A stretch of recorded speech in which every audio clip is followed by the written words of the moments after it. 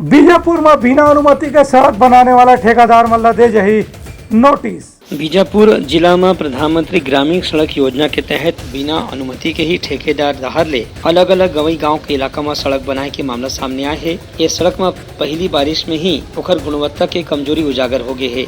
ये मामले में जिला के कलेक्टर जांच के आदेश दिए हमें। उनकर कहना है कि कार्यपालन अभियंता की अनुमति के बिना यदि कोई ठेकेदार ग्रामीण इलाका में सड़क बनावत है ओला पहली स्पष्टीकरण देना पड़ी, ओकर बाद ओकर खिलाफ कार्रवाई करे जाही। कलेक्टर राजेंद्र कुमार कटारा किहिन की मोदक पाले पावरेल पुसगुड़ी और संड्रेल ला जोड़ने वाला सड़क पिछला बारिश में ही खराब हो चुके है। ओकर गुणवत्ता के जांच के आदेश दे गए है। एक स्थिति एक निजी कंपनी डहार ले जो अभी सड़क बनाए जाते है वह मोदक पाल से पावल रेल रोड तक के हवे।